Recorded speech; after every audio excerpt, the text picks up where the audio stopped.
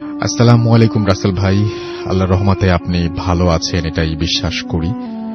আমি নীরব আহমেদ, গ্রাম ভরতপুর, থানা বড়াই গ্রাম, জেলা নাটোর। আজকে আমি যে ঘটনাটি আপনাদের সাথে শেয়ার করব সেটি আমার জীবনে ঘটে যাওয়া অদ্ভুত সত্য একটি ঘটনা। ঘটনাটি ছিল 2010 সালের। তখন আমি ক্লাস 9-এ পড়ি। পড়ন্ত বিকেলে খেলার মাঠে একা একাই বসে আছি। নীরব নিস্তব্ধতার মাঝেই হঠাৎ করেই একটা কান্নার আওয়াজ আমার কানে ভেসে ওঠে। দেখলাম পাশে রাস্তা দিয়ে একটি ভ্যান গাড়ি দিয়ে কাউকে হাসপাতালে নিয়ে যাওয়া হচ্ছে। কৌতূহল বশত আমি কোনো কিছু না ভেবেই দৌড় দিয়ে হাসপাতালের গেটে যাই।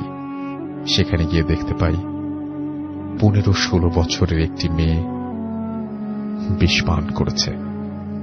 আমার পাশেই তার মা কান্নাকাটি করছে। মেয়েটি বাঁচার জন্য আকাশের পানে অদ্ভুত দৃষ্টিতে চেয়ে আছে। আমি মেয়েটিকে কোলে নিয়ে দ্রুত ইমার্জেন্সির কেবিনের দিকে চলে যাই আর ডাক্তার ডাক্তার বলে চিৎকার করতে থাকি। মেয়েটি এক দৃষ্টিতে আমার দিকে তাকিয়ে আছে। হঠাৎ করেই সবকিছু নীরব হয়ে গেল। আমার নীলাভ চোখের সামনে মেয়েটির জীবনের শেষ সূর্যটা ডুবে যেতে দেখলাম। ইতোমধ্যে কর্তব্যরত ডাক্তার এসে তাকে মৃত ঘোষণা করলেন।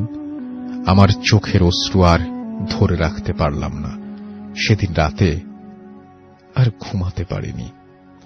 বারবার মেয়েটির কথা মনে পড়ছিল আর কেন জানি মনে হচ্ছিল জীবন থেকে কোনো একটা কিছু হারিয়ে ফেলেছি। মনের গভীর ভালোবাসা থেকে মেয়েটির সেই নীলাভ চোখে চাহনি যেন আমাকে কিছু বলতে চাইছিল। মাসখানেক পর থেকে শুরু হলো আমার জীবনের অদ্ভুত পদচারণা। সেদিন রাতে সেলফ স্টাডি শেষ করে খুব তাড়াতাড়ি ঘুমিয়ে পড়লাম। মনে হচ্ছিল আকাশ ভেঙে আমার চোখে কেউ একজন ঘুম নিয়ে এসেছে। ঘুমের মধ্যে দেখছিলাম আমার বিয়ে হচ্ছে অচেনা অজানা কোনো এক স্থানে, যেখানে চারিদিকে ফুলে ফুলে ভরা। সেখানে অনেক কিছু, অনেক নতুন নতুন মানুষ। কিন্তু অদ্ভুত হলেও সত্য যে তাদের কাউকে আমি চিনি না। আমি অবাক হলাম। এরপর দেখলাম পালকি করে একজন মেয়েকে আমার সাথে এনে বসানো হলো। মেয়েটির ঘুমটা সরিয়ে বলে উঠল, কে? আমাকে চিনতে পেরেছ? আমি দেখলাম এটি আর কেউ নয়, সেই মেয়েটি যে গত রাতে, গত 1 মাস আগে আমার কোলে মাথা রেখে মারা গিয়েছিল। আমার ঘুম ভেঙে যায়। নেহায়েত একটি স্বপ্ন ভেবে আমি উড়িয়ে দেই। কিন্তু অবিশ্বাস্য হলেও সত্য যে আমার ঘরের কোনো এক অদ্ভুত ফুলের গন্ধে ভরে গিয়েছিল। আমি যেন আর কিছু ভাবতে পারছিলাম না। এর মধ্যে আমার শরীর থেকে ঘাম ঝরতে শুরু করে। আমার চাল চলনে পরিবর্তন আসলো। পরিবারের সবাই আমাকে বলল, তুমি রাতে কার সাথে একা কথা বলো? আমি নাকি কারোর সাথে কথা বলি। এটাই ছিল তাদের প্রশ্ন, আমি কার সাথে কথা বলি। এভাবে প্রত্যেকটি দিন আমি তাকে স্বপ্নে দেখি যে সে আমার পাশে বসে আছে। প্রতিদিন ঘুমোতে যাবার আগে ভাবতাম, আজও কি সে আমার কাছে আসবে? এমনি কোনো একদিন সে আমাকে অনেক সুস্বাদু খাবার খেতে দেয়, যার স্বাদ গন্ধ আমাকে মুগ্ধ করে দিয়েছিল। সকালবেলা আমার মায়ের ডাকাডাকিতে ঘুম ভাঙল। ঘুম ভেঙে যাওয়ার সাথে সাথেই গত রাতের সেই পোলাওয়ের গন্ধ আমার নাকে তীব্রভাবে লাগতে থাকে। আমি অবাক হয়ে যাই, কিন্তু এখনো স্বপ্নের ঘোর কাটেনি মনে করে উড়িয়ে দেই। মা আমার ঘর গোছাতে আসেন। এরপর মা আমাকে জিজ্ঞেস করেন আমি কাল রাতে কোথা থেকে পোলাও খেয়েছি। আমার কাপড় থেকেও নাকি পোলাওয়ের গন্ধ বের হচ্ছে। কি আশ্চর্য! তাহলে কি আজ অবধি যা হয়েছে তা সত্য? ঘটনা প্রবাহ আর আমি নিজের কাছে ধরে রাখতে পারিনি। সহসাই আমার মা বাবার কাছে সবকিছু খুলে বলি। তারা আমার সকল কথা শুনে অবাক হন এবং দ্রুত আমাকে একজন বড় হুজুরের কাছে নিয়ে যান। হুজুর আমাকে দেখে বলেন, তোমার উপর একটি পরী আছর করেছে, কিন্তু তোমাকে সে এত সহজে ছাড়বে না। এরপর তিনি আমাকে কিছু ঝাড়ফুঁক ও পানি পড়া দেন, সাথে একটি তাবিজও দেন। তাবিজ যেন কোনোভাবেই না হারায় সে ব্যাপারে তিনি বিশেষভাবে তাগিদ দেন। এরপর থেকে আমি আর তাকে স্বপ্নে দেখি না। সবকিছু ঠিকঠাকই চলছিল। এভাবে কেটে গেল 2টি বছর। এরই মধ্যে রিমি নামের একটি মেয়ের সাথে আমার বন্ধুত্ব হয়। গড়ে ওঠে ভালোবাসার সম্পর্ক। তাকে বিয়ে করব বলেই চিন্তা ভাবনা করে রেখেছিলাম। কোনো একদিন আমি মাঠে ফুটবল খেলার সময় তাবিজটি হারিয়ে যায়। অনেক খোঁজাখুঁজির পরেও আমি সেটা পাইনি। এরপর শুরু হলো আমার জীবনে কিছু অনাকাঙ্ক্ষিত ঘটনা। প্রতিদিনের মতোই আমি ওই দিন রাতের খাবার খেয়ে ঘুমিয়ে পড়েছি। আর কিছু নয়, স্বপ্নে পুরনো সেই স্মৃতি আমার নিদ্রা জগতে। আমি দেখতে পেলাম সাদা কাপড় পরে সেই মেয়েটি আমার পাশে দাঁড়িয়ে আছে আর আমার দিকে অদ্ভুতভাবে তাকিয়ে আছে। ওর চোখে মুখে অদ্ভুত মায়ার ছাপ। চোখের কোণে জমে আছে শত বছরের অভিমান। মনে হচ্ছে সে আমার উপর অনেক অভিমান নিয়ে বসে আছে। সহসা তার গাল বেয়ে অশ্রু ঝরছে। এরপর বেদনাময়ী কণ্ঠে কিছু লোমহর্ষক কথা সে আমাকে বলল, কেন এমন করলে? কেন মুছে গেল তার স্বপ্ন? সে আমার সাথে সম্পর্ক করতে চেয়েছিল এবং সে অন্য কারোর সাথে আমার সম্পর্ক হতে দেবে না। মেয়েটি এই কথাগুলো বলতে বলতে ছোট্ট ছেলেটির মতো ফুঁপিয়ে ফুঁপিয়ে কাঁদছিল, আর আমি শুধু তার দিকে অপলক দৃষ্টিতে তাকিয়েছিলাম। সহসা একটা মৃদু মলয়ের ঝাপটার শব্দে আমার ঘুম ভেঙে যায়। আমি চারিদিকে তাকিয়ে দেখি কেউ নেই সেখানে। ঘড়ির কাঁটায় তখন রাত 3টা বাজে। আমি আর কিছুই ভাবতে পারছিলাম না। আমার চারিদিক যেন অন্ধকার হয়ে আসছিল। এমনি সময় আমি দেখতে পেলাম আমার ঘরে 3-4টি আলো আড়াআড়ি ভাবে দৌড়াদৌড়ি করছে। আমি খুব ভয় পেলাম, আর সাথে বাড়ির আশপাশ থেকে অনেকগুলো শেয়াল কুকুরের কান্নার আর্তনাদ শুনতে পেলাম। মনে হচ্ছিল কেউ যেন তাদেরকে চিবিয়ে খাচ্ছে। দূর থেকে আজানের ধ্বনি ভেসে আসলে সবকিছু স্বাভাবিক হয়ে যায়। সকালবেলায় আবারও হুজুরের কাছে যাব বলে রওনা দিচ্ছিলাম। হঠাৎ করে আমার ফোনে কল আসলো। রিমি নামের সেই মেয়েটি নাকি গত রাতে রোড অ্যাক্সিডেন্টে মারা গেছে। কি?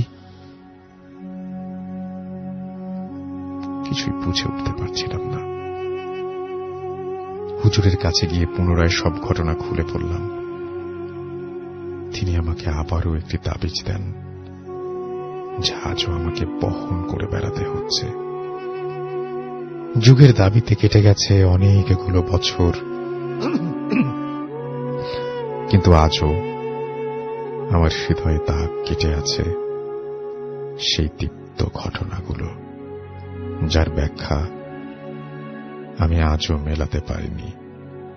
আজও রাত হলে মনের মাঝে হু হু করে কেঁদে ওঠে, আর অদ্ভুত সব কর্মধারা মনে করিয়ে দেয় কি দোষ করেছিল বিষপান করা সেই মেয়েটি, আর কেনই বা সে বিষপান করেছিল? কেনই বা মর্মান্তিক সড়ক দুর্ঘটনায় রিমির জীবন চলে গেল? কোনো কিছুই যেন মেলাতে পারি না আমি। তবুও মনে হয় নিহত আত্মা আজও জেগে আছে আমার জন্য। হয়তো সে অনেক অনেক অভিমান নিয়ে বসে আছে আমার চিরচেনা সেই খাটের পাশে, হয়তো ভালোবাসা পাওয়ার জন্য আমার কাছাকাছি আসার চেষ্টা করে, কিন্তু অদৃষ্টের এই নির্মম পরিহাসে আসতে পারে না আমার কাছে। হঠাৎ করে মাঝে মাঝে ঘুম ভেঙে যায়, মনে হয় মেয়েটি আমার কাছেই দাঁড়িয়ে আছে।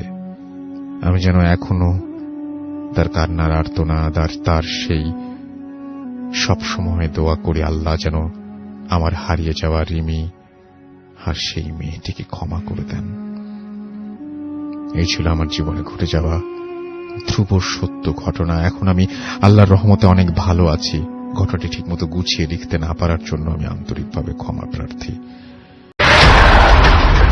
The night comes alive. বিশ্বাস করা না করাটা আপনার ব্যাপার।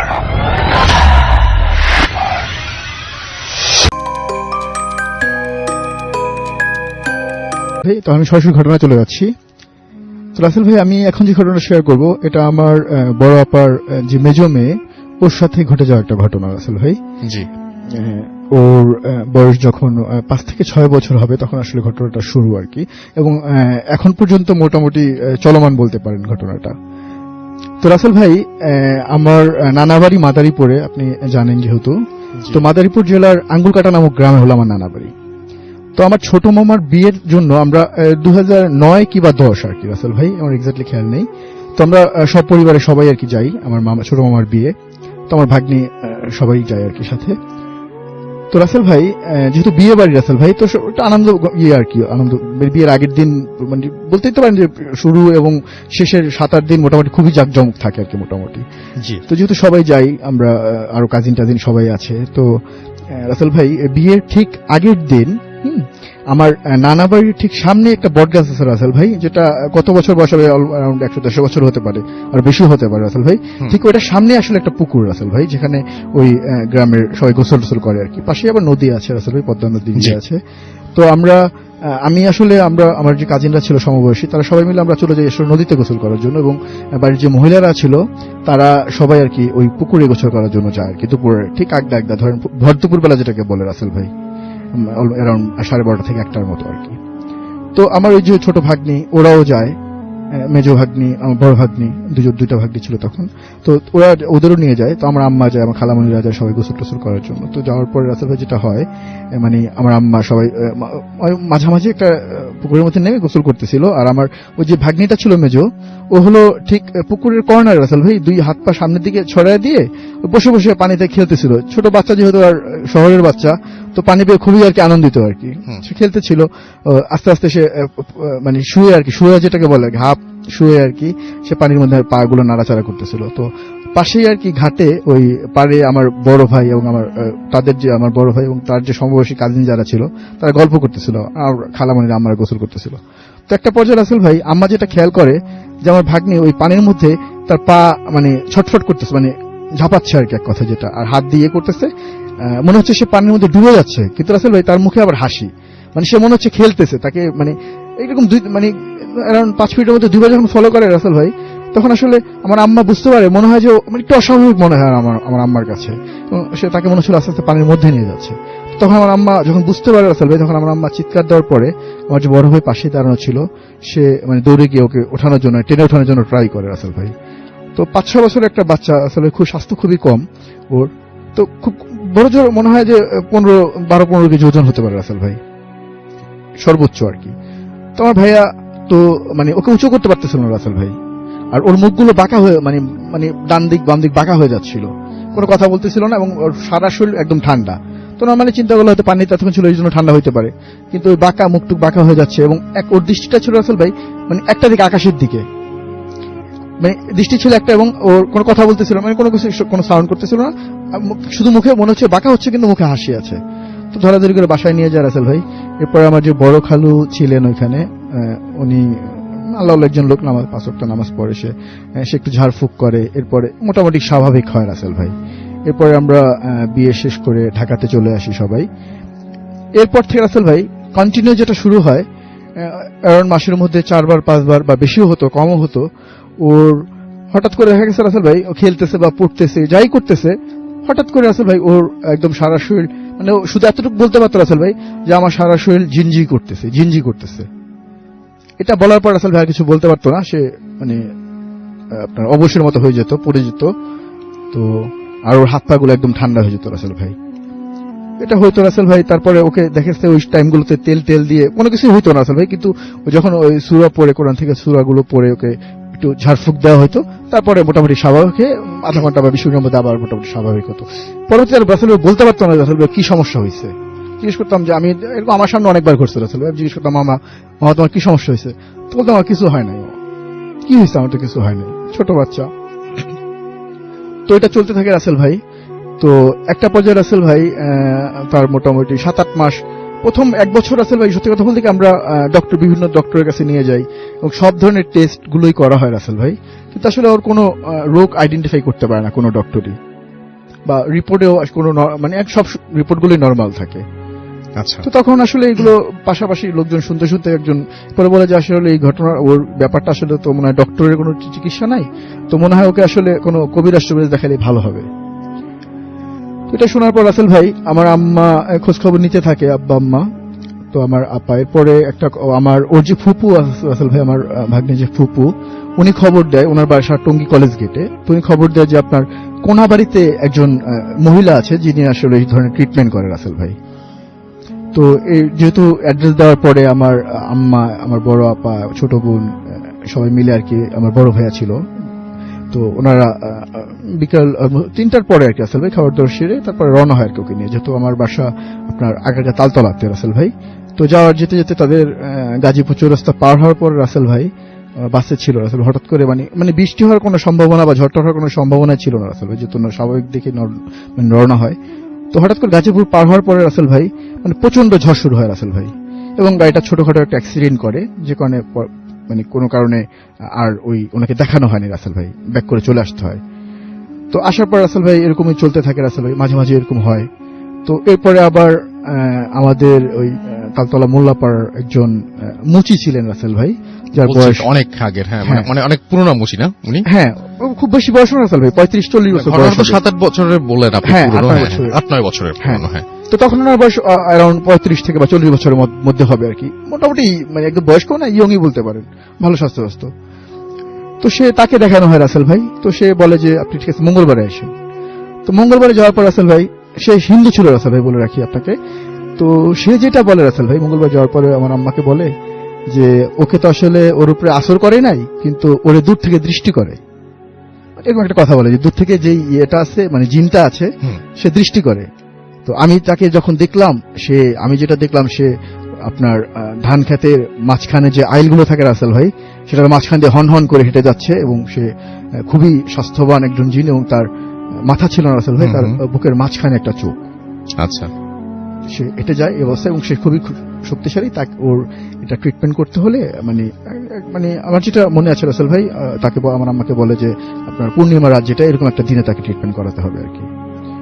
তো এরপর রাসেল ভাই আসলে আল্লাহ ভালো জানে, মানে আর ট্রিটমেন্টটা সে করতে পারেনি রাসেল ভাই, মানে যে ডেটটা দেয় তার 2-3 দিন আগেই সে লোকটা মারা যায় রাসেল ভাই, যেহেতু স্বাভাবিক মৃত্যু মানে চিন্তা করা যায়, তো নর্মালি মরতেও পারে, বাট সে আগে পরে মরতে পারতো রাসেল ভাই, মানে ওই টাইমটা থেকে কেন মরতে হবে রাসেল ভাই, মানে এটা আমরা ইয়ে করিনি, ধারণা করে নিই আর কি, তখন আমরা এটা বুঝিনি রাসেল ভাই।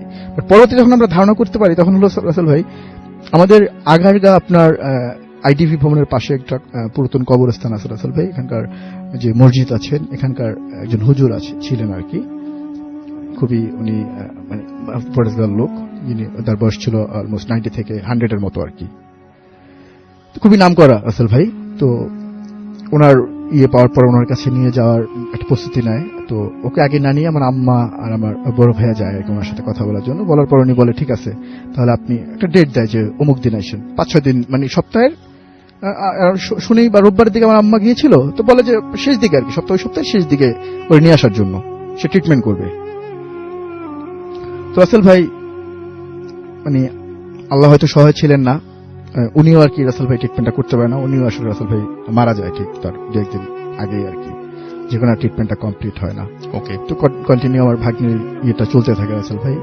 এরপরে আপনার লাস্ট যেটা হয় রাসেল ভাই, তো চলতেছিল, তো এটা আলোচনা বিভিন্ন জায়গায় করতেছিল। তো আমার আব্বা আপনার সে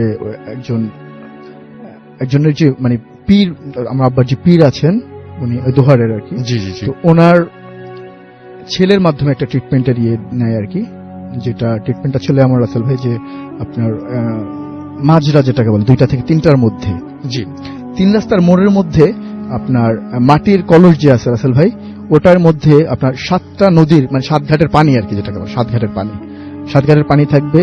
এবং আপনার ওই হাড়ি ভাঙার যে আপনার তলা থাকে না রাসেল ভাই, জি, জি, পাতিল জি। বা আপনার হাড়িগুলোর যে তলাটা থাকে ওই তলা লাগবে, উপরের মানসার বা যেটাই বলে ওইটার তলাটা লাগবে। এবং আপনার আরো অনেক মানে অনেক জিনিসপত্রগুলো দেয় যেগুলোর আর পুরোপুরি খেয়াল নাই যেগুলোর নাম আমার। তো এটা ওই হাড়িটা ভাঙতে হবে রাসেল ভাই, এবং খাবার দাবারও দিতে হবে, ভোগ যেটাকে বলে রাসেল, একটা ভোগ টাইপের জি 3 রাস্তার মোড়ে দিতে হবে অমুক টাইমে, এবং ওই পিছন দিকে ঘুরে চলে আসতে হবে এটা দিয়ে। জি তো এটা করতে বলে তারা। এরপরে রাসেল ভাই আমার আব্বা ওই কাজটা করে আর কি, আমাদের ঢাকাতেই এখানেই করা হয়। এটার পর থেকে রাসেল ভাই ওর মোটামুটি স্বাভাবিক পর্যায়ে চলে আসে রাসেল ভাই। আর এখন ওর মানে এখন ক্লাস 9-এ পড়ে, মানে 7 পর্যন্ত লাগাতার হচ্ছিল রাসেল ভাই। এটা 7-এ ওঠার পরে এটা কাজটা করা হয় আর কি, করার পর থেকে এখন মোটামুটি স্বাভাবিক এখন হয়, কিন্তু খুবই কম রাসেল ভাই, ওকে একটু মানে নর্মাল হয়েছে এখন, অনেকটাই ভালো আর কি। Thank you so much, thank you আপনাকে অনেক ধন্যবাদ আপনার ঘটনার জন্য। আমি আরিফ শাহরিয়ার, বাংলাদেশের একটি রেপুটেড প্রাইভেট ইউনিভার্সিটি থেকে আমার অনার্স কমপ্লিট করেছি আইন বিষয়ে, এবং লন্ডনে মাস্টার্স করছি। ফলে আমার পক্ষে সশরীরে উপস্থাপন করা সম্ভব না। আমি যে ঘটনাটি শোনাবো সেটি বাংলাদেশের আমার নিজের সাথে ঘটে যাওয়া, সময় প্রায় 5-6 মাস আগের মতো হবে। বলে রাখা ভালো যে আমার তুলা রাশি, আমি জানি না আপনারা বিশ্বাস করবেন, রাশি বিশ্বাস করেন কিনা, বাট ছেলেবেলা থেকে আমার কাছে রাশি জিনিসটা নিছক ভাওতাবাজি মনে হতো। যাই হোক, আমার তুলা রাশির কল্যাণে আমি ছোটবেলা থেকেই কম বেশি প্যারানর্মাল ব্যাপার স্যাপারের সাথে পরিচিত ছিলাম। আমার পরিবারের প্রায় সবাই একটু ইসলামিক মাইন্ডের, যার ফলে এই সব জিন ভূত সম্পর্কে আমাদের সবারই ধারণা ছিল। যাই হোক, ঘটনায় আসি। আমার গ্র্যাজুয়েশন শেষ করার পরে জুন কি জুলাইয়ের দিকে আমি আমার 4 জন ইউনিভার্সিটি ফ্রেন্ড ঠিক করি যে আমরা মানে পুরো বাংলাদেশ জুড়ে যাব। কাকতালীয়ভাবে আমার 4 জন ফ্রেন্ডের বাসাই ছিল ফেনীতে। তার মধ্যে একজনের নাম আশফাক। তো আমরা সবাই ডিসাইড করলাম যে আশফাকের বাসায় থাকব এবং সেখান থেকেই আমরা পুরো চট্টগ্রাম ঘুরব। এতে আমাদের হোটেলে থাকার খরচটা সেভ হবে।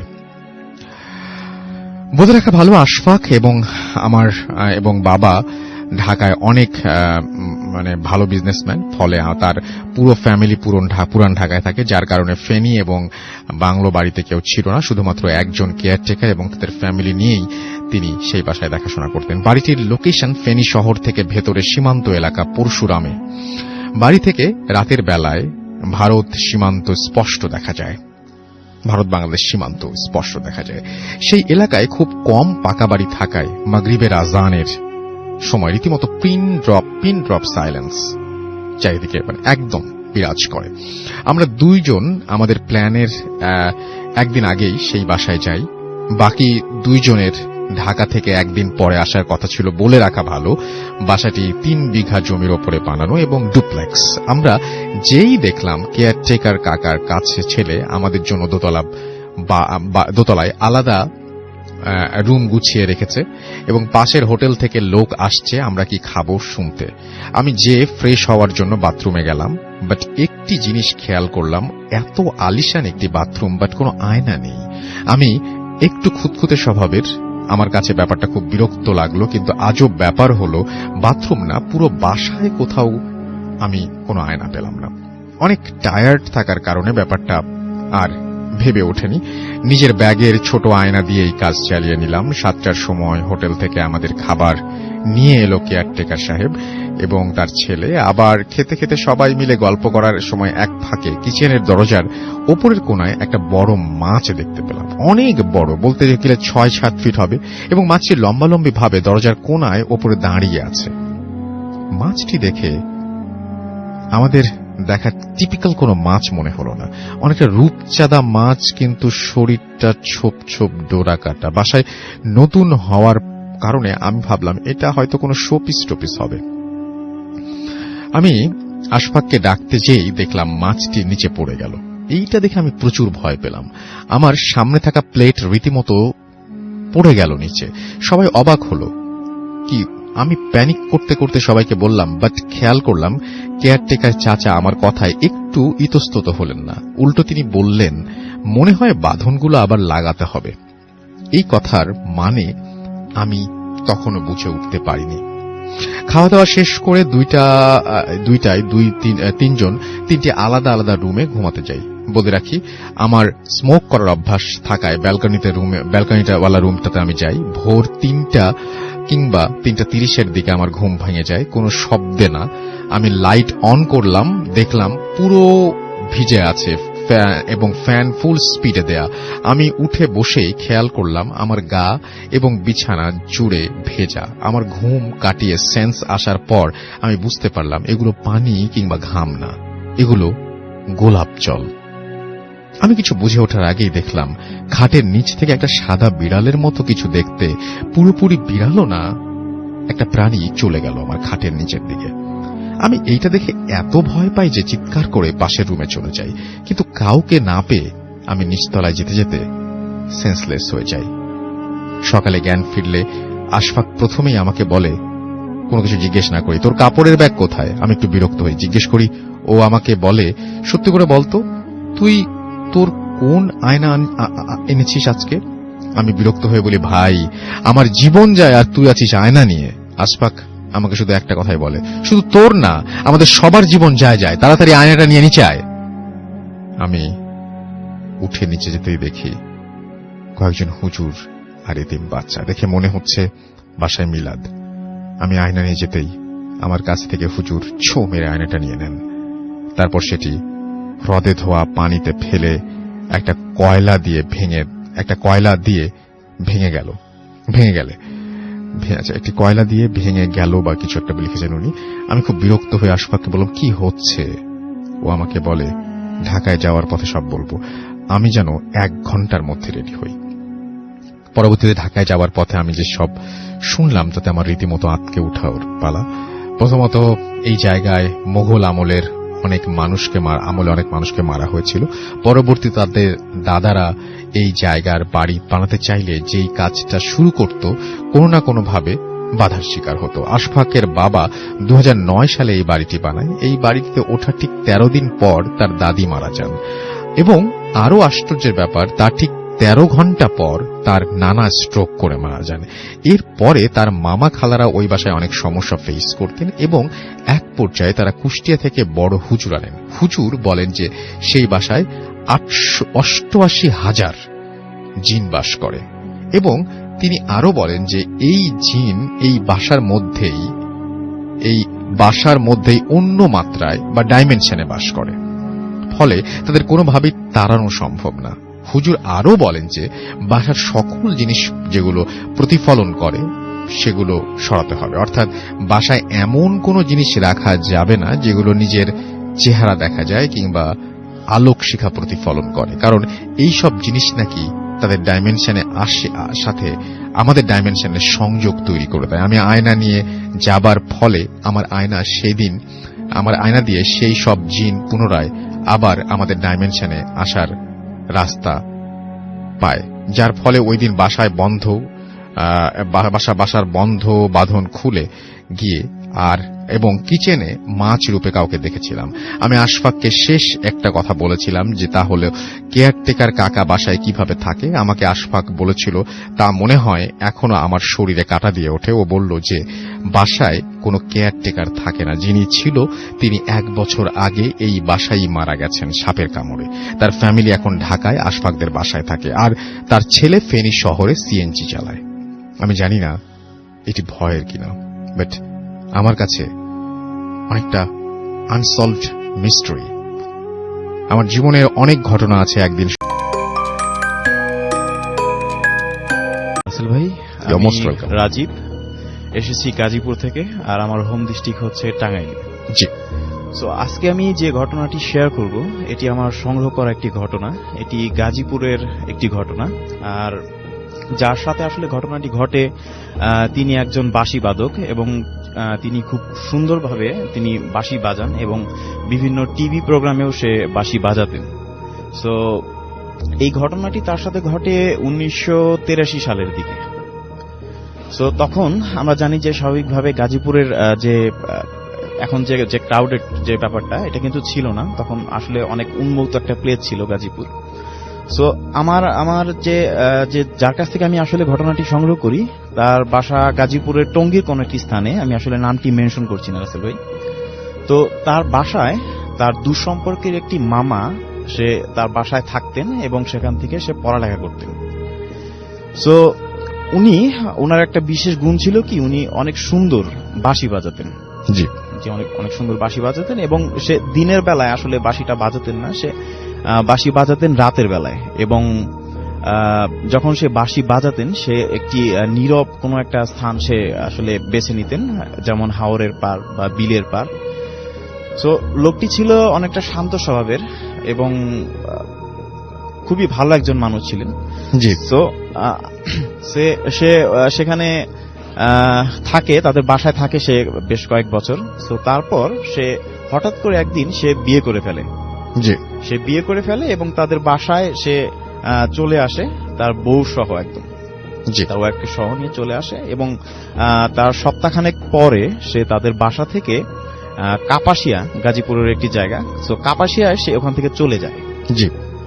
সো তারপর আমি যার কাছ থেকে ঘটনাটি সংগ্রহ করি, আসলে সে তার নামটি আসলে শেয়ার করতে বারণ করেছেন, যার কারণে আসলে আমি নামটি শেয়ার করতে পারছি না রাসেল ভাই।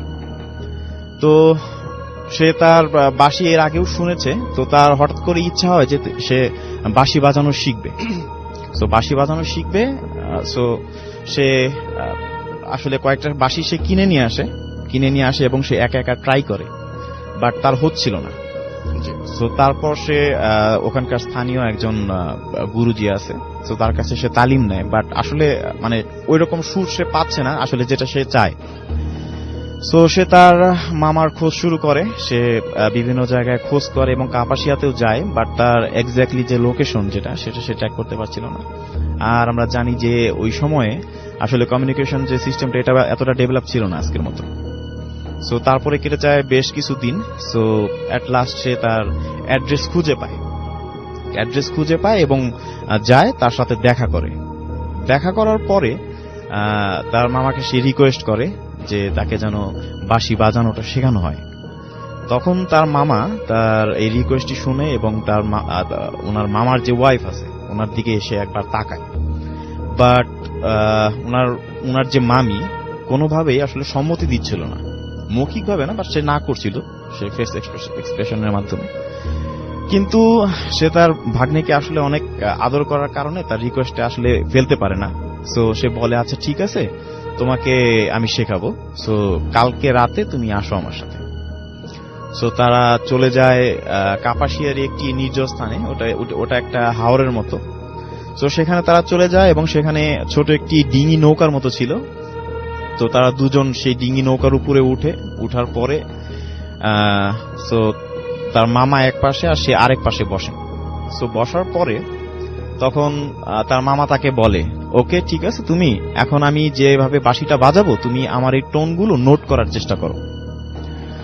তখন সে বলে আচ্ছা ঠিক আছে। তখন তার মামা তার বাঁশিতে সুর তুলে এবং আমাকে উনি যেভাবে বলল যে এমন সুর সে এর আগে কখনো শোনেনি, মানে এটি একটি অদ্ভুত রকমের একটি মানে বাঁশির সুর। সো সে আসলে চোখ বন্ধ করে আসলে বাঁশির সুরটা সে শুনতে থাকে এবং নোট করার চেষ্টা করে।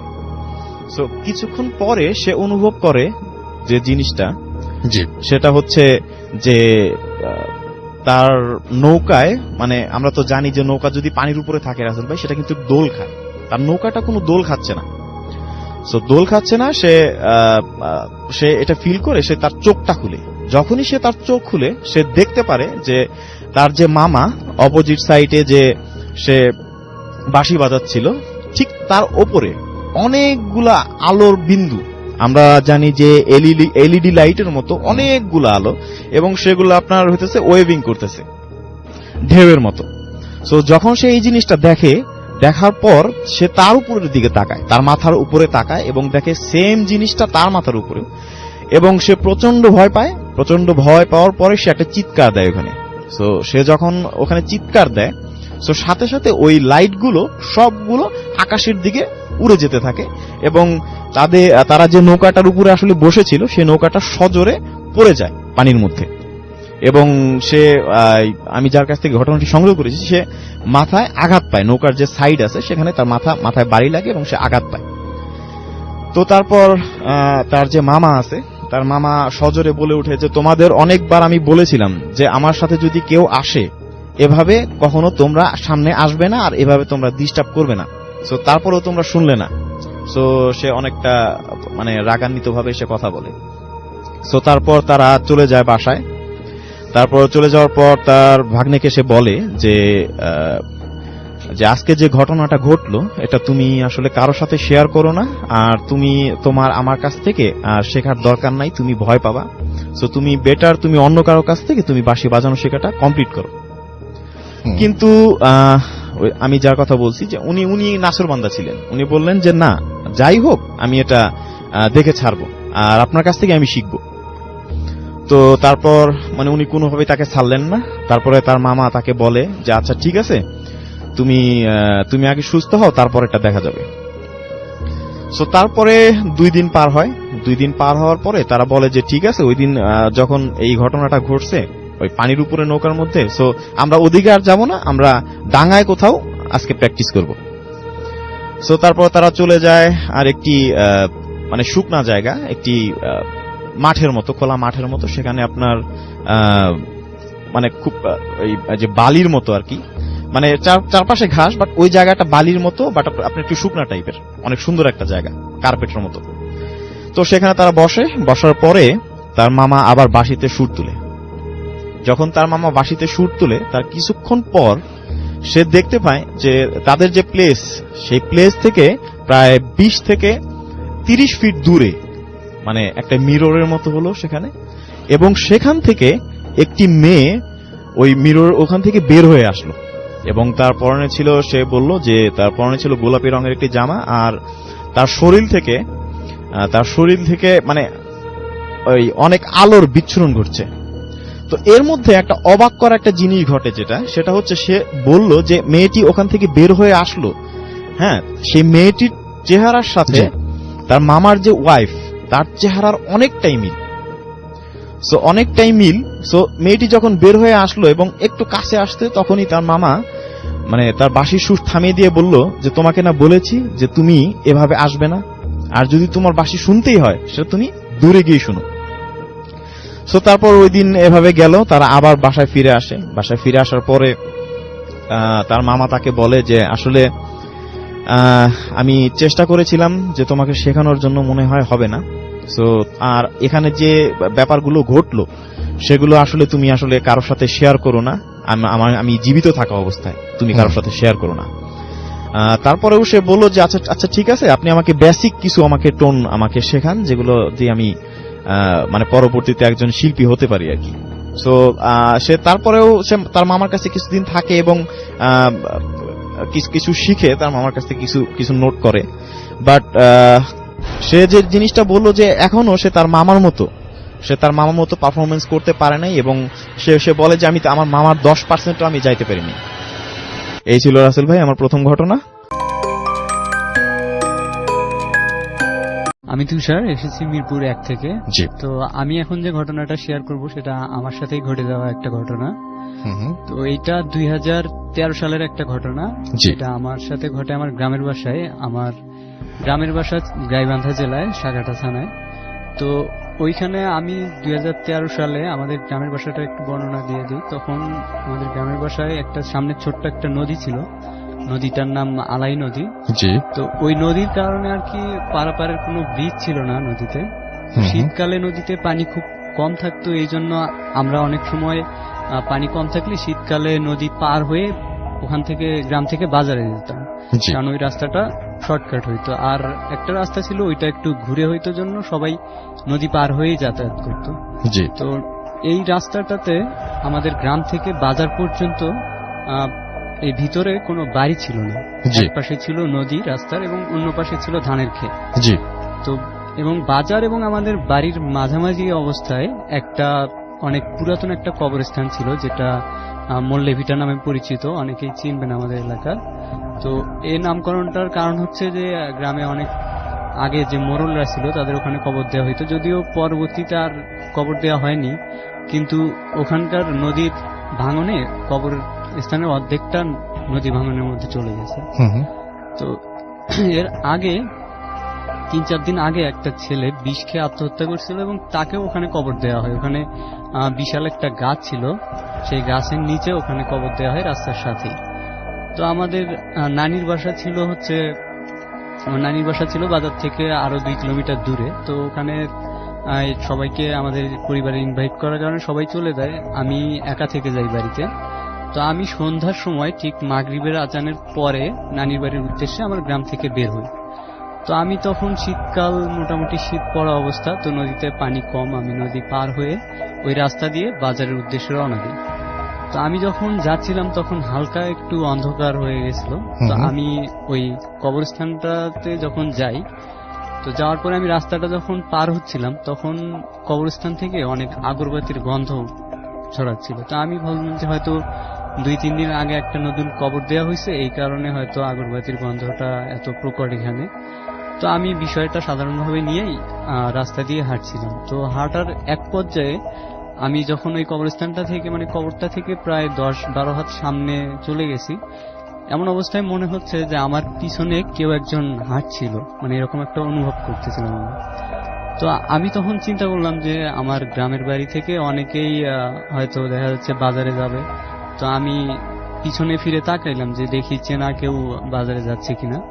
তো আমি যখন পিছনের দিকে তাকাই তখন যেহেতু হালকা অন্ধকার ছিল, তার মধ্যে দেখতে পাচ্ছিলাম যে 4 জন লোক একটা লাশ বহনকারী যে খাটিয়াটা থাকে কাঠের, সেই খাটিয়াটা নিয়ে আমার পিছনে হাঁটতেছিল। তো আমি তখন চিন্তা করলাম যে আসলে যদি কেউ মারা যায় গ্রামে তাহলে তো আমার জানার কথা, কিন্তু আমি তো এটা মানে জানি না। এবং সবচেয়ে অবাক করার বিষয় যে তারা লাশটা নিয়ে কবরস্থানটা পার হয়ে চলে আসতেছে। তারপরে আমি ভাবলাম যে আমি যখন কবরস্থানটা পার হয়ে আসি তখন তো ওখানে কোনো নতুন কবর খোঁড়া দেখিনি। তো আমি একটু সামনের দিকে যখন হাঁটতেছিলাম তখন দেখলাম যে তারা অলরেডি কবরস্থানটা পার হয়ে আমার অনেকটা কাছে চলে আসছে। তো কাছে চলে আসার পরে এমন একটা অবস্থা হয় যে তারা আমার গায়ের উপর দিয়ে লাশটা নিয়ে যাবে, এরকম একটা পরিস্থিতি হয়। তো আমি রাস্তার পাশে দাঁড়াই। তো দাঁড়ানোর পরে ওনারা আমার সোজায় বাম পাশে থাকে, আমি ডান পাশে হাঁটতেছিলাম। তো আমি একজনকে জিজ্ঞাসা করলাম যে আঙ্কেল কে মারা গেছে, কিন্তু তারা কেউ আমার দিকে তাকালো না এবং কোনো কথাও বললো না। তারা 4 জন শুধু সোজা সামনের দিকে দেখতেছে এবং হাঁটতেছে। আমি তখন ভালোভাবে খেয়াল করলাম যে খাটিয়ার পরে যে লাশটা আছে সেই লাশটার হচ্ছে মুখটা বের করা, মানে কাফন, পুরাটাই কাফন করা, বাট মুখের জায়গাটা খোলা এবং মুখে মনে হচ্ছে যে অনেকগুলো ধারালো ছোরা দিয়ে যদি কাটা হয় যেমন একটা অবস্থা হবে সেই রকম, এবং সেগুলো থেকে রক্ত ঝরছে এবং সেই রক্তটা আস্তে আস্তে রাস্তায় পড়ছে খাটিয়া থেকে। তো তারা আমার সামনে চলে গেল, আমি তখন তাদের পিছনে, তারা আমার সামনে হাঁটতেছে, আমি তাদের পিছনে হাঁটতেছি এবং লোকগুলোকে আমি কখনো মানে চিনি না যে কোথায় বা আগে কখনো দেখিনি লোকগুলোকে। তো আমি পরে জিনিসটা খেয়াল করলাম যে আসলে দেখি তো যে রক্তগুলো যে পড়তেছে এগুলোর কি রাস্তায় কোনো দাগ আছে কিনা। তো আমি তখন রাস্তায় দেখলাম যে হ্যাঁ, রক্তগুলো যে পড়তেছে সেই রক্তের দাগগুলো তখনও রাস্তায় আছে। তো আমি চিন্তা করলাম যে অনেক সময় লাশ এইভাবে নিয়ে যাওয়া হয় গ্রাম থেকে গ্রামে, কিন্তু মৃত মানুষ থেকে তো রক্ত এইভাবে বের হওয়ার কোনো কথা না। তো আমার কাছে ফোন ছিল, আমি ফোন বের করলাম, যে ভাবলাম নানির বাসায় ফোন দিই যে কেউ এসে আমাকে নিয়ে যায়। কিন্তু আমি যখন ফোন বের করলাম তখন ফোনটা একদম অফ ছিল। তো তারপরে আমি অনেক চেষ্টা করলাম ফোনটা অন করার জন্য, কিন্তু ফোনটা অন হচ্ছিল না। এই প্রচন্ড শীতের মধ্যে আমি অনেক ঘামতেছিলাম। যাই হোক, আমরা ওইভাবেই হাঁটতেছিলাম, হাঁটতে হাঁটতে এর মধ্যে ওনারা কোনো কথা বলেনি কারোর সাথে, পিছনেও তাকায়নি, ওনারাও হাঁটতেছে, আমিও ওনাদের পিছনে পিছনে হাঁটতেছি। তো একটা পর্যায়ে যখন আমরা লোকালয়ের কাছে মানে বাজারের কাছে চলে আসি তখন হঠাৎ করে আমার সামনে থেকে পুরা জিনিসটাই আর কি, সরি রাসেল ভাই, আমি একটা জিনিস বলতে ভুলে গেছি। আরেকবার বলেন, কোনো সমস্যা নেই। জি। আমরা যখন একটু দূরে যাই, যাওয়ার পরে দেখি যে খাটিয়ার মধ্যে থেকে যে লাশটা ছিল সেই লাশটা খাটিয়ার মধ্যে আস্তে আস্তে উঠে বসে এবং উঠে বসে সে আমার দিকে সোজা তাকায় এবং তার চোখগুলো ছিল একদম রক্তবর্ণের মতো লাল, আর হচ্ছে সেই অবস্থাতে তার গাল দিয়ে হচ্ছে রক্তগুলো বের হয়ে পড়তেছিল। তো এরপরে আর কি লোকালয়ের কাছে আসার সাথে সাথেই তারা আমার সামনে থেকে একদম মিলিয়ে যায়। হুম, তো আমি বাজারে আসার পরে বাসায় মানে নিজে ফোন বের করে দেখি হ্যাঁ ফোনটা অন আছে। জি। তো আমি বাসায় ফোন দেই, দিয়ে আমাকে বলি নিয়ে যাওয়ার জন্য। তো আমাকে যখন বাসায় নিয়ে যাওয়া হয়, তো তখন আমি সবার সাথে এই ঘটনাটা শেয়ার করি যে আজকে আমার সাথে এরকম একটা ঘটনা হয়েছে।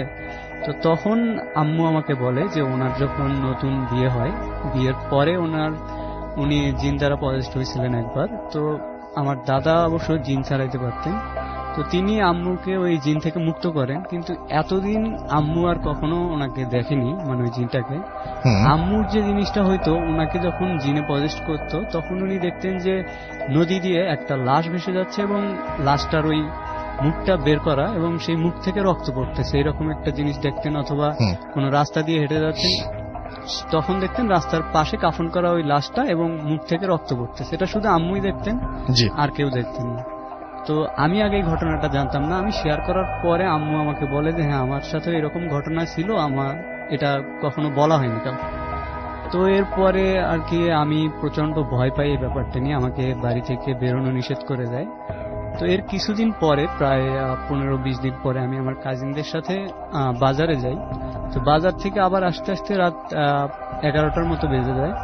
তো আমরা তখন 3 জন ছিলাম, একসাথে আসতেছিলাম। তো ওখানে আরো একটা পুরাতন কবরস্থান ছিল নানির বাসায়। তো ওই জঙ্গল টাইপের ছিল, অনেক বাঁশঝাড় ছিল। ওর ভিতর দিয়ে যখন আমরা আসতেছিলাম, হঠাৎ আমার ছোট একটা মামাতো ভাই ছিল, ও বলতেছিল যে ভাইয়া দেখো আমাদের পিছনে কেউ একজন হাঁটতেছে। তো আমরা 3 জনই একসাথে পিছনের দিকে তাকাই এবং দেখি যে একটা লোক হাঁটতেছে আমাদের পিছন পিছন। তার পুরো শরীরটা কালো একটা চাদর দিয়ে ঢাকা এবং তার পাশে একটা বড় একটা কুকুর ছিল এবং কুকুরটাও কালো কালারের ছিল, পুরা কালো কালারের। তো এখন আমি প্রথমে চিন্তা করলাম যে গ্রামের কেউ হবে হয়তো। তো আমি ওনাকে ডাক দিলাম যে কে আপনি, এত রাতে কি করেন এখানে? তো উনি আমার কথা না শুনে, মানে শোনার পরেই উনি ওই কবরস্থানের ভিতরের দিকে হাঁটা শুরু করলো, বাঁশঝাড়ের ভিতর দিয়ে। তো আমি চিন্তা করলাম কি ব্যাপার, আমি লোকটাকে জিজ্ঞাসা করলাম যে কে। সে আবার আমাদের কথা শুনে কবরস্থানের ওই দিকে যাচ্ছে কেন, জঙ্গলের দিকে। তো আমরা 3 জনও তখন কি করলাম, ওই লোকটার পিছনে হাঁটা শুরু করলাম। তো ওই লোকটার পিছনে যখন হাঁটা শুরু করলাম, কিছু দূর যাওয়ার পরে আমরা কবরস্থানের যখন পুরোপুরি ভিতরে ঢুকে গেলাম, বাজারের ভিতরে, তো সামনে একটা অনেক মজা পুকুর ছিল, একটা বিশাল বড়। তো ওখান থেকে আর পার হওয়ার কোনো রাস্তা নেই। যদি ওই লোকটাকে আবার ফিরে আসতে হয়, তাহলে আমরা যে পথে গেছি আবার ওই পথ দিয়ে তাকে ফিরতে হবে। কিন্তু আমরা যখন ওই মজা পুকুরটার সামনে গেলাম, তখন দেখলাম যে না, ওই লোকটাও নেই, ওখানে কোনো কুকুরের অস্তিত্বও নেই, কিছুই নেই ওখানে। তো আমার কাজিনরা এটা দেখার পরে আর কি বেশ ভয় পেল। তো আমিও একবার এই ঘটনাটা ঘটার পরেও আমিও বেশ ভয় পেলাম যে আসলে কি হচ্ছে আমার সাথে আজকে আবার এতদিন পরে। তো আমি আবার ওদের সাথে ঘুরে বাসায় চলে আসি। এরপরে কিছুদিন পরে আবার আমি আমার এক কাজিনের সঙ্গে এক জায়গা থেকে আসতেছিলাম, তখন বাইকে ছিলাম। তখনও রাত প্রায় 11টা-12টা এরকম একটা সময় ছিল, মধ্যরাতের দিকে। তো আমার কাজিন আমাকে বলতেছিল যে আচ্ছা আমরা কি একই রাস্তায় বারবার বাইক চালাচ্ছি নাকি? তো আমি বললাম যে না ভাই, আমরা তো একই রাস্তায় বাইক চালাচ্ছি না। তো বলতেছে আচ্ছা দেখ তো, বাম পাশে একটা লোককে আমি মনে হচ্ছে যে 5 মিনিট পর পর লোকটাকে আমি ক্রস করে যাচ্ছি। তো আমি বাম পাশে তখন তাকালাম, দেখলাম যে প্রথমবার আমি যে লোকটাকে দেখেছিলাম কালো কুকুর সহ, সেই লোকটা। তো আমরা আবার 5-6 মিনিট পরে আবার দেখতেছি যে রাস্তার বাম পাশে আবার ওই লোকটা দাঁড়ায় আছে কুকুর সহ। তো আমি তখন ভাইয়াকে কিছু বলিনি। তো আমরা বাড়িতে আসার পরে আমি আব্বু আম্মুকে আবার ঘটনাটা শেয়ার করলাম যে এখন এই রকম সমস্যা আমার হচ্ছে, আগের সমস্যাটা নেই, বাট এই সমস্যাটা আমার সাথে হচ্ছে। তো তখন তারা আমাকে একটা হুজুরের কাছে নিয়ে যায়। তো হুজুরের কাছে যাওয়ার পরে ওনাকে আমি সব ঘটনাগুলো শেয়ার করি। তো উনি তখন বলে যে আমার দাদার সাথে একটা জিন ছিল, আমি যাকে এখন দেখি কুকুর সহ, সেই জিনটা আসলে সেই দাদার সাথে থাকা জিনটাই। উনি অনেক ভালো জিন, আমাকে প্রোটেক্ট করার জন্যই আর কি আমি যখন রাত্রে বের হই তখন ওনাকে দেখতে পাই। তো হুজুর আমাকে বলে দেয় যে কখনো ওনার সাথে কথা বলতে ট্রাই করবে না, আর ওনার কাছেও যাইতে ট্রাই করবে না। তো এখনো ভাই আমি মাঝে মাঝে রাত্রে একা বের হইলে ওনাকে দেখি। তো এই ছিল আমার। থ্যাংক ইউ সো একজন নিয়মিত শ্রোতা এবং তার বাড়ি লালমনিরহাট জেলা সদরের কোনো এক এলাকায় কোনো এক কারণে এলাকার নাম তার কাছে গোপন রাখতে হলো। এবার আসি মূল ঘটনায়। ঘটনা 1995-96 সালে। তখন আমি ক্লাস 6 কি 7 পড়ি। আমাদের বাড়ি অদূরেই একটা বাড়ি ছিল লোকমান ভাইদের। লোকমান ভাই, ওনার স্ত্রী আর ছোট ভাই লিয়াকতকে নিয়েছিল ওনাদের পরিবার।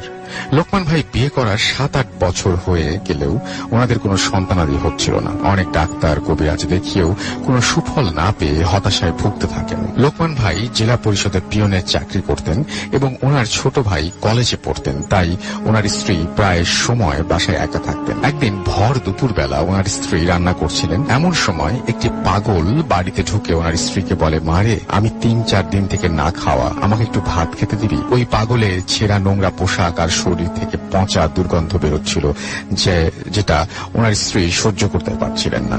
তারপরেও ওনার স্ত্রী ওই পাগলকে বললেন, ডাল আর করলা ভাজি হয়ে গেছে, শুধু মাছের তরকারিটা চুলোয়, আপনি মাদুরটা নিয়ে বসুন, অপেক্ষা করুন, আমি দিচ্ছি। পাগলটা বসতে বসতে বলল, মা, আমি মাছ খাই না, শুধু ডাল আর করলা ভাজি দে, ওতেই আমার চলবে। লোকমান ভাইয়ের স্ত্রী সবকিছু বেড়ে এনে ওনার সামনে দিলেন, হাত ধোয়ার পানি দিলেন, কিন্তু পাগলটা হাত না ধুয়েই খাওয়া শুরু করলো। পাতিল থেকে ভাত বেড়ে দিচ্ছিলেন, পাগলটা খেয়েই চলছে। একসময় পাতিলের ভাত প্রায় শেষ। পাগলটা বলল, পেট ভরে গেছে মা, আর খাবো না, আমাকে যে সব ভাত বেড়ে দিলি, এখন তোরা কি খাবি? লোকমান ভাইয়ের স্ত্রী বললেন, সমস্যা নেই বাবা, ঘরে চাল আছে, আমি আবার রান্না বসিয়ে দেব, আপনি আর একটু ভাত নিন। পাগলটা হাত ধুতে ধুতে বলল, তোর কোনো সন্তান নেই তাই না? লোকমান ভাইয়ের স্ত্রী অবাক হয়ে বললেন, না, নেই, কিন্তু আপনি জানলেন কি করে? পাগলটা কোনো জবাব না দিয়ে উঠে দাঁড়িয়ে বলল, ফজরের নামাজ শেষে তুই আর তোর স্বামী মিলে ওদের কুল বড়ই গাছটায় ঝাঁকুনি দিবি, দেখবি একটি কুল পড়বে, আর ওটা দুজনে ভাগ করে খাবি। লোকমান ভাইয়ের স্ত্রী বললেন, বাবা, এখন তো কুলের সিজন না, কি করে কুল পড়বে? পাগলটা ধমকে সরে বলল, তোকে যা করতে বলছি তাই করবি, আর এই কথা বল তুই তোর স্বামী ছাড়া আর কাউকে জানতে দিবি না। তোর ছেলে মেয়ে যেটাই হোক 12 বছর পর্যন্ত খুব চোখে চোখে সাবধানে রাখবি। এই বলে পাগলটা চলে গেল। কিন্তু আশ্চর্যের বিষয় হলো, লোকমান ভাইয়ের স্ত্রী যখন ভাতের পাতিল থেকে যা খাওয়া সামান্য ভাত বেড়ে আবার রান্না করতে যাবে, তখনই দেখতে পান ভাত পাতিল ভরা, এমনকি ডাল, করলা ভাজি সব ঠিক আছে, যেমনটি পাগলটা আসার সময় ছিল। উনি নিজের চোখকেই বিশ্বাস করতে পারছিলেন। যাই হোক, রাতে তার স্বামীকে সব খুলে বলেন। লোকমান ভাই হেসে উড়িয়ে দিয়ে বললেন, তুমি স্বপ্ন দেখেছো হয়তো। ওনারা দুজনেই ছিলেন 5 ওয়াক্ত নামাজ। ফজরের নামাজ শেষে লোকমান ভাই ওনার স্ত্রীকে নিয়ে কুল গাছের নিচে গিয়ে সত্যিই ঝাঁকুনি দিতেই একটি বড় আকৃতির কুল ঝরে পড়ে এবং দুজনে আশ্চর্য হয়ে যায়, কারণ এখন বর্ষাকাল, কুলের সিজন নয়। দুজনে সমান ভাগ করে কুলটা খায়। এই কুল যেন গাছের কুলের মতো না, এটা অনেক সুস্বাদু, মিষ্টি এবং সুগন্ধযুক্ত। এমন ফল আগে কখনো খায়নি ওরা। 2 মাস যেতে না যেতেই স্ত্রী টের পেলেন উনি সন্তান সম্ভবা। ওনার স্বামীকে বললেন যে ওনার স্বামী পরীক্ষা করার জন্য ডাক্তারের কাছে নিয়ে গেলেন। ডাক্তার সব পরীক্ষা করে বললেন, মিষ্টি খাওয়ান, আপনারা তো বাবা মা হতে চলেছেন। দিন যায়, মাস যায়। একদিন ওনার স্ত্রী ফুটফুটে এক কন্যা সন্তানের জন্ম দিলেন। মেয়ের ডাক নাম রাখা হলো লামিয়া। পরম আদর ভালোবাসায় বেড়ে উঠতে লাগলো মেয়েটা। কিন্তু মেয়েটা ছিল ভীষণ চঞ্চল, এক জায়গায় স্থির থাকতে চাইতো না। হামাগুড়ি দিয়ে মুহূর্তেই বাড়ির আঙিনায় এ পাশ থেকে ও পাশে চলে যেত। যেহেতু লোকমান ভাইয়ের স্ত্রী একাই বাসায় থাকতেন আর ওনাকে বাড়ির কাজে এদিক সেদিক যেতে হতো, ওর ওপর বাড়তি নজর রাখার জন্য কোমরে একটা পিতলের ঝুনঝুনি বেঁধে দেওয়া হয়েছিল এবং এখন যেখানেই সে যায় ঝুনঝুন শব্দ হতে থাকে এবং লামিয়াকে খুঁজে পেতে আর সমস্যা হয় না। এভাবেই দিন কাটতে থাকে। লামিয়াও হাঁটতে শিখে যায়, বাড়ির আনাচে কানাচে ঘুরে বেড়ায়, ওর সমবয়সী শিশুদের সাথে বাগানে খেলা করে। একদিন সন্ধ্যার আগে লামিয়াকে খুঁজে পাওয়া যাচ্ছিল না। ওদের বাড়ির পেছনে একটা পুকুর ছিল, ওই পুকুরেই পাওয়া গেল লামিয়ার মরদেহ। বাসায় কান্নাকাটির শোকে ছায়া নেমে এলো এলাকা জুড়ে। লোকমান ভাইয়ের স্ত্রী তখন ছিলেন 5-6 মাসের সন্তান সম্ভবা। মেয়ে হারানোর শোকে বারবার জ্ঞান হারাচ্ছিলেন। গর্ভের সন্তানের কথা চিন্তা করে ওনাকে হাসপাতালে ভর্তি করানো হলো। লোকমান ভাইয়ের কান্নাও যেন থামছে না। ওনার স্ত্রী হাসপাতালে থাকায় শেষবারের মতো মেয়েকে আর দেখার সুযোগ পান। তাই লামিয়ার কবর ওই বাগানের এক কোণে পুকুর পাড়ে দেয়া হয়। ওনাদের বাড়ি ঘরটা ছোট বড় গাছে ভরা। দিনের বেলা যত সুন্দর, রাত তার চেয়ে ভয়ঙ্কর। 6-7 দিন পর ওনার স্ত্রীকে হাসপাতাল থেকে নিয়ে আসা হয়। ওনার স্ত্রী প্রায় সব সময় ওই কবরের পাশে গিয়ে কান্না করে আর প্রতিবেশীরা সান্ত্বনা দিয়ে তাকে নিয়ে আসে। 1 মাস কেটে যায়। মেয়ে হারানোর শোক কিছুটা ভুলে গেছেন ওনারা। একদিন রাত আনুমানিক 2:30 থেকে 3টা হবে। হঠাৎ লোকমান ভাইয়ের স্ত্রীর ঘুম ভেঙে যায়। ওনার কানে ঝুনঝুনির ঝুনঝুন ঝুনঝুন শব্দ ভেসে আসে। মনে হয় বাড়ির আঙিনায় ঝুনঝুনি পড়ে কেউ হাঁটছে। ঠিক যেমন লামিয়া হাঁটতো। উনি ভালো করে শব্দটা শোনার চেষ্টা করে। একবার উঠোনের এই পাশে আর একবার ও পাশে যাচ্ছে শব্দটা। ওনার সারা গায়ে কাঁটা দিয়ে ওঠে। উনি ভাবেন দরজা খুলে দেখবেন নাকি। এক সময় ওনার স্বামীকে ডেকে তুলে বললেন, হেই, তুমি কি শুনছো? লোকমান ভাই চোখ কসলাতে কসলাতে বললেন, কি শুনবো, কি হয়েছে? ওনার স্ত্রী বললেন, আমাদের লামিয়া যেমন উঠানে হাঁটতো আর ঝুনঝুনি শব্দ হতো, আমি সেই সব রকম শব্দ শুনতে পেলাম উঠোনে। দুজনে 1 মিনিটের মতো চুপ করে রইলেন, কিন্তু আর কোনো শব্দ হলো না। লোকমান ভাই বললেন, মেয়ের শোক তুমি এখনো ভুলতে পারোনি, তাই তোমার কাছে এমনটা মনে হয়েছে। ওনার স্ত্রীও ভাবলেন, হয়তো হতে পারে ভুল শুনেছি। এরপর 3-4 দিন পর আবারও একদিন রাতে ওনার স্ত্রীর সাথে এমনটা হলো, কিন্তু ওই দিন আর স্বামীকে কিছু বললেন। উনি সাহস করে দরজা খুলতেও ভয় পাচ্ছেন, যদি কিছু দেখে ফেলেন তখন হয়তো গর্ভের সন্তান ক্ষতি হতে পারে। এভাবেই রাতেই ওনার স্ত্রী ঝুনঝুন শব্দটা শুনতে পায়। একটু ভয় লাগলেও ওনার কাছে শব্দটা শোনা একটা নেশার মতো হয়ে যায়, কিন্তু ওনার স্বামীকে আর তিনি সেটা বলেন না। তখনও ওই এলাকায় বিদ্যুৎ পৌঁছায়নি। ওনাদের বাথরুমটা বাগানের এক পাশে ছিল। রাতে প্রকৃতির ডাকে সাড়া দেবার দিতে হলে ওনারা ওনার স্বামীকে নিয়ে যেতেন, কিন্তু কোনোদিন কিছু দেখেননি। একদিন রাতে লোকমান ভাইয়ের বাথরুম যাবার প্রয়োজন হয়। বাগান দিয়ে ঢুকতেই কুল গাছটা চোখে পড়ে যায়। ওই কুল গাছেই লামিয়ার জন্য একটা দোলনা ঝুলিয়ে দিয়েছিলেন তিনি। লামিয়া অন্য বাচ্চাদের সাথে নিয়ে ওই দোলনায় খেলা করত। লামিয়া মারা যাবার পরও লামিয়ার স্মৃতি হিসেবে ওই দোলনাটা খোলা হয়নি। লোকমান ভাই যখন ওই কুল গাছটার কাছাকাছি আসেন, তখন চাঁদের আবছা আলোয় দেখতে পান দোলনাটা একা একা দুলছে। মনে হবে গাছে কেউ যেন দোল খাচ্ছে, আর এই মাত্র উঠে গেছে। বাতাসে দুলছে, তারও বিন্দু মাত্র সম্ভাবনা নেই, কারণ এক ফোঁটা বাতাসও তখন ছিল না। সব গাছের পাতা নীরব, একদম নিস্তব্ধ। আর বাতাসে দুললেও তা বুঝতে পারা যেত। ওনার সারা শরীর শীতল হয়ে আসে। আর ওই রাতের মতো সাহস করে তিনি বাথরুম সেরে চলে আসেন। ঘরে এসে শুয়ে ভাবতে থাকেন, কিন্তু কিছুই মিলাতে পারেন। পরের দিন সকালে দোলনাটা খুলে ফেলেন। এই 2-3 দিন পর মাঝরাতে লোকমান ভাইয়ের ঘুম ভেঙে যায়। তিনি শুনতে পারেন উঠোনে ঝুনঝুনির শব্দ, এবং কেউ যেন ঝুনঝুনি পরে হাঁটছে, এবং শব্দটা এদিক থেকে ওদিক যাচ্ছে। এবার স্ত্রীর কথাটা তার বিশ্বাস হয়। তিনি বিছানা থেকে উঠে সাহস করে কাঠের জানলার একটা পাট আলাদা করে খুলে দেখার চেষ্টা করেন, কিন্তু কিছুই চোখে পড়ে না, শব্দও আর হয় না। ওনার স্ত্রী জেগেই ছিল, তবে লোকমান ভাইকে বুঝতে দেয়। লোকমান ভাই জানালা বন্ধ করে বিছানায় আসা মাত্র ওনার স্ত্রী ফিসফিস করে বলে, জানালা খুলে কি দেখলে? লোকমান ভাই বলে, আজ আমিও ঝুনঝুনির শব্দ শুনতে পেয়েছি। ওনার স্ত্রী ভয় পাবে বলে তাই দোলনার কথাটা আর বলে না। ওনার স্ত্রী বলল, তুমি আজ পেয়েছো আর আমি প্রতি রাতে পাই। একদিন কাজ বেশি থাকায় লোকমান ভাইয়ের বাসায় আসতে রাত 8টার মতো বেজে যায়। তিনি সাইকেল থেকে নেমে গেট দিয়ে বাসায় প্রবেশ করতেই দেখতে পারেন একটা বাচ্চা মানুষের মতো ছায়া উঠোনের মাঝখানে দৌড়ে বাগানের দিকে চলে গেল। তিনি কোনো মতে সাইকেল দেখে ঢুকে যায়, স্ত্রীকে কিছু বলে না। একদিন রাতে খাবার সময় লোকমান ভাই তার ছোট ভাই বলে সেও নাকি উঠোনে ঝুনঝুনির শব্দ শুনতে পায়। জানালা খুলে দেখে কিছুই নেই। ওনারা ভয় পাবে বলে লোকমান ভাই ওর কথায় পাত্তা দেয় না। লোকমান ভাইদের বাগানের পাশে আয়নাল হক চাচাদের বাসা ছিল। একদিন আয়নাল হক চাচা লোকমান ভাইকে কথায় কথায় বলেন, লোকমান, তোমরা কি রাতে মোমবাতি নিয়ে বাথরুমে যাও? তোমার না টর্চ আছে, ওটা নিয়ে যাবে। মোমবাতি নিয়ে বাথরুমে যাওয়াটা ঠিক না। লোকমান ভাই ভ্রু কুঁচকে বলেন, কই, না তো চাচা, আমরা মোমবাতি ব্যবহার করি না, কুপি নয়তো লণ্ঠন জ্বালাই, আর বাথরুমে গেলে টর্চ নিয়ে যায়। আয়নাল হক চাচা বলেন, তাহলে আমি রাতে কি দেখি? কেমন মিটমিটে আলো নিয়ে যায় আবার আসে তোমাদের বাগানে? লোকমান ভাই আগ্রহের সাথে জানতে চায়, একটু খুলে বলবেন কি চাচা? চাচা বলেন, আমি মাঝে মাঝে গভীর রাতে দেখি মোমের আলোর মতো একটা আলো পুকুর পাড়ে তোমার ওই মেয়ের কবরের কাছ থেকে তোমার বাসার দিকে চলে যায়, কিন্তু আলোটাকে কখনো বাতাসে দুলতে দেখিনি। লোকমান ভাই চাচাকে বলেন, কি বলেন? আমরা তো কোনোদিন কিছু দেখিনি, হয়তো ভুল দেখেছেন আপনি। এই বলে চলে যায় লোকমান ভাই, কিন্তু তার মনে চলে আসে অজানা ভয়। একদিন রাতে দরজা ধাক্কানোর শব্দে স্বামী স্ত্রী দুজনের ঘুম ভেঙে যায়। লোকমান ভাই ভাঙা ভাঙা কণ্ঠে বলেন, কে দরজা ধাক্কা দেয়?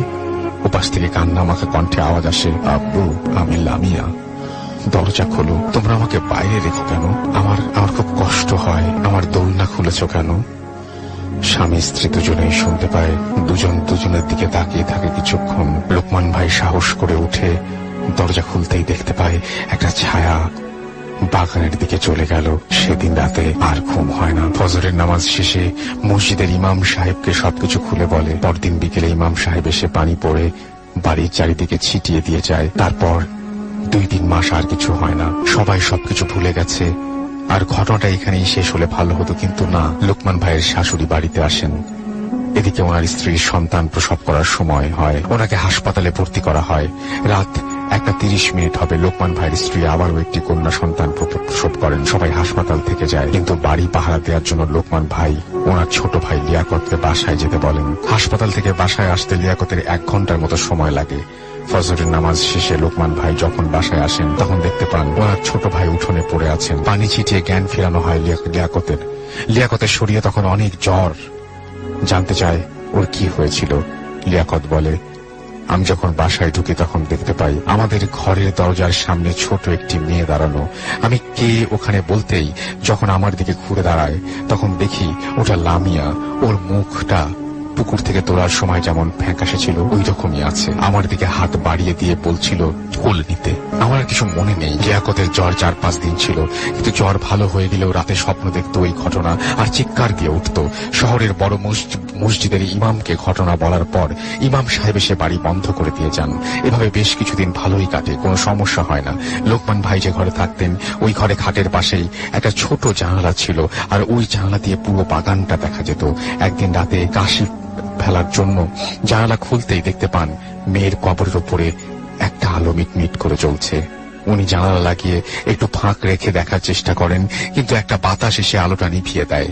এরপর প্রায় প্রতি রাতেই চুপি চুপি ওই আলোটা দেখেন। এখন ওনার ভয় লাগে না, তবে মেয়েটার কথা ভেবে খুব কষ্ট পান, কাঁদেন। 5-6 মাস কেটে যায়। ওনাদের পরের বাচ্চাটাও দেখতে দেখতে ওই মেয়ের মতোই হয়েছে, বিন্দু মাত্র তফাৎ। মেয়েকে ঘুম পাড়িয়ে যখন লোকমান ভাইয়ের স্ত্রী এদিক সেদিক যান, তখন ফিরে এসে দেখেন মেয়ে শুয়ে শুয়ে একদিকে আকাশের দিকে তাকিয়ে খিলখিল করে হাসছে।